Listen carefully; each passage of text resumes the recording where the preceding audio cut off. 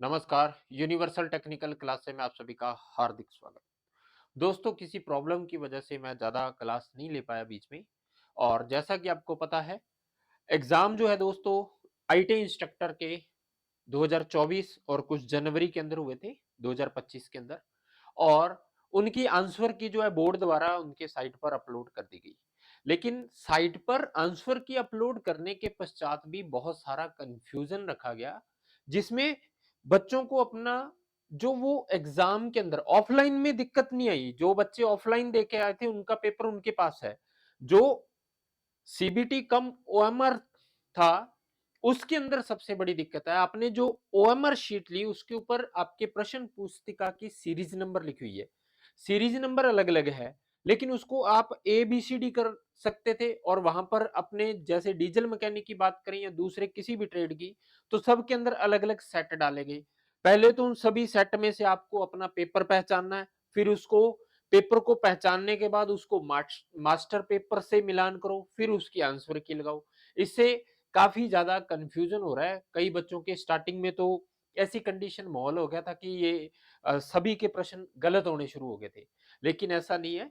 लेकिन इसको थोड़ा लॉन्ग प्रोसेस होगी, जिससे आंसर की मिलाना भी मुश्किल हो रहा है। इन्होंने क्या किया, आपको एक मास्टर पेपर दे दिया दोस्तों।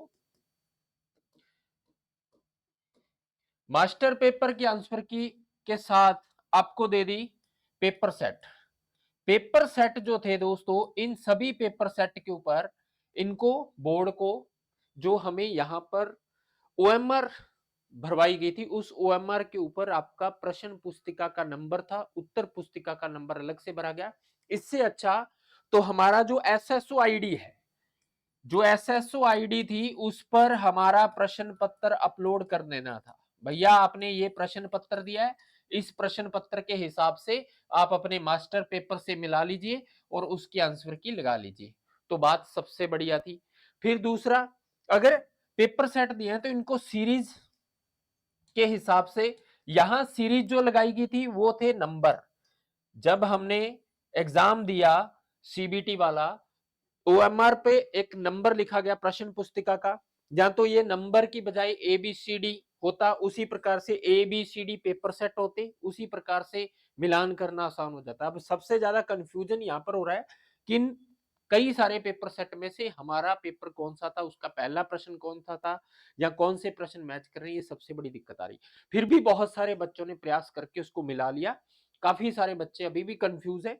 मैं उनको बता दूं कि इन सभी में से आपकी जो आंसर की लगी हुई है, उसमें से इसमें से जो आपको लगता है सही प्रश्न है, उन सही प्रश्न की पहचान कीजिए। वहां पर आपके कहीं ना कहीं एक पेपर सेट के ऐसे होंगे जिसमें काफी ज्यादा प्रश्न आपके सही किए हुए होंगे, वो सही से मिलान होता होगा, तो वही पेपर सेट आपका है। फिर उस हिसाब से आप उसको मास्टर पेपर सेट से मिलाकर मिलान कर सकते हैं। लेकिन एक लॉन्ग प्रोसीजर हो गया।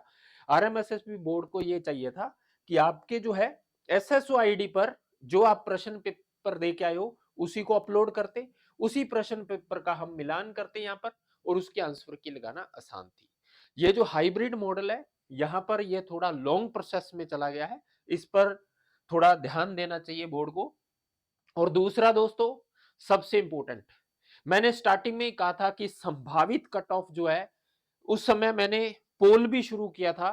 तो उस समय बहुत सारे बच्चों ने अलग अलग नंबर्स बताए। आपके पास भी बहुत सारे नंबर आए होंगे कि हमारे 90 प्लस सही हो रहे हैं, किसी ने कहा 100 प्लस सही हो रहे हैं। जैसे ही आंसर किया ही सबने अपना मिलान किया, उसके बावजूद काफी ज्यादा नंबरों में गिरावट देखी। मैंने उस समय भी कहा था कि 1/3 नेगेटिव मार्किंग है दोस्तों। 2018 वाली में नेगेटिव मार्किंग नहीं थी, प्लस 30% का वेटेज था, इसलिए जो मेन मेरिट थी वो ज्यादा चली गई। लेकिन इस बार जो है 1/3 नेगेटिव मार्किंग है दोस्तों, जो सबसे ज्यादा इंपॉर्टेंट है। 1/3 नेगेटिव मार्किंग के पश्चात आपको आपका स्कोर अभी पता चल गया होगा। किसी के 70 बन रहे होंगे, किसी के 65 बन रहे होंगे, किसी के 85 बन रहे होंगे, किसी के 80 बन रहे होंगे। जिसने अच्छी मेहनत की है वो 90 क्रॉस भी कर गया होगा। लेकिन घबराने की जरूरत नहीं है, क्योंकि अभी भी अलग अलग ट्रेड के हिसाब से कई बच्चों ने, डीजल मैकेनिक की हम बात करें उसमें इलेक्ट्रिकल वाला भी बैठा है, ड्राइंग वाला बैठा है, सब बैठा है। जब ये छटनी होगी सबकी एक साथ, तो मेरिट का लेवल अलग हो सकता है। बहुत चेंजेस अभी देखने को मिलेंगे, क्योंकि हो सकता है फरवरी एंड या मार्च तक जो है अपने को फाइनल मेरिट लिस्ट जो है अपने पास आ जाए। तो उससे आप बोर्ड ने भी उस समय आलोक राज जी मैंने कहा कि हम एक साथ निकालेंगे जिससे बच्चे इधर उधर नहीं भागे, तो वो सबसे बढ़िया डिसीजन है। हम भी यही चाहते हैं कि सबका एक साथ बने और सबका सिलेक्शन होना चाहिए। कई बार ऐसा होता है कि बच्चा उधर जाता है, उसके बाद उधर सीट खराब करके दूसरी जगह सिलेक्शन लेता है, वो गलत है। ठीक है, इससे अच्छा सबका एक साथ हो, जो बच्चा जिस हिसाब से क्वालिफाई है उस हिसाब से उसका होना चाहिए। डिप्लोमा वाले डिप्लोमा में, बीटेक वाले बीटेक डिप्लोमा के हिसाब से, और आईटीआई का जो परसेंटेज निकाला हुआ है 50-50% सीटें बांटी उस हिसाब से उनका होना चाहिए दोस्तों। दूसरा, घबराने की जरूरत नहीं है दोस्तों, बहुत सारे बच्चे ऐसे हैं अभी भी जिनके पास सही से उनका सीआईटीएस कंप्लीट नहीं हो सकता, किसी के पास लाइसेंस नहीं हो सकता, जैसे डीजल मैकेनिक में हैवी मोटर व्हीकल लाइसेंस महंगा है तो वो भी नहीं हो सकता, कुछ बच्चों के एक्सपीरियंस में भी गड़बड़ हो सकती है। तो ये सारी चीजों के बाद अभी जब छंटनी होगी ना तो काफी सारी जो है चीजें आपको देखने को मिलेंगी।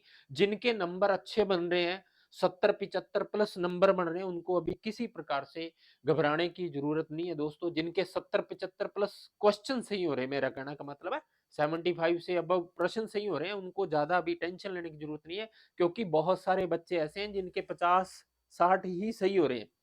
तो मेरिट जो है अलग लेवल पर जाएगी। पिछली बार की तुलना में मेरिट का लेवल इस बार कम रहेगा, ज्यादा जाने की संभावना नहीं है सीट के अकॉर्डिंग। ठीक है, टेंशन मत लीजिए दोस्तों, यूनिवर्सल क्लासेज हमेशा आपके साथ था, अभी भी है, और अभी भी आरएमएसएसबी बोर्ड को चाहिए सही मिलान करने के लिए आपकी एसएसओ आईडी पर जो आप प्रश्न पत्र देकर आए हो, ओएमआर शीट के साथ सीबीटी वाला वो अपलोड हो, उसी के साथ आपका मास्टर पेपर हो, ताकि सही से बच्चों को पहचान हो जाए कि हमारा एक्चुअल में पेपर ये था और हमारी ओएमआर शीट ये है और एक्चुअल में इसका आंसर ये होना चाहिए। उसके बाद दोस्तों, जो ऑब्जेक्शन है, कुछ प्रश्न ऐसे हैं आरएमएसएसबी बोर्ड के अंदर सभी पेपरों में ऑब्जेक्शन होता है। जो भी ऑब्जेक्शन है वो आपके शायद 1-2 दिन में या आज से शुरू हो गए होंगे। प्रत्येक ऑब्जेक्शन के लिए 100 रुपीज शायद रखा गया है, तो वो ध्यान पूर्वक ऑब्जेक्शन सेलेक्ट करें।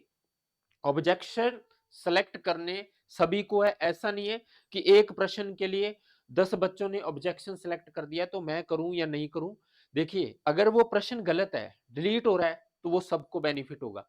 अगर वो प्रश्न का आंसर मिस्टेक है तो जिसने ऑब्जेक्शन लगाया उसको ज्यादा बेनिफिट होगा, बिना ऑब्जेक्शन लगवाए वाले को कोई बेनिफिट नहीं होना, क्योंकि ऑब्जेक्शन के लिए 100 रुपीज रखा गया है। तो वो सारी चीजें भी आपको ध्यान रखनी है, आपको जिस प्रश्न में ज्यादा कंफ्यूजन है उसी का सही सही, और साथ में जो भी ऑब्जेक्शन लगा रहे हो उसका प्रूफ और ऑथेंटिक बुक, जैसे निम्मी ऑथेंटिक है तो ऑथेंटिक निम्मी को मानते हुए उसको अपलोड करना है, जिससे बोर्ड को सही सही जानकारी प्राप्त हो सके।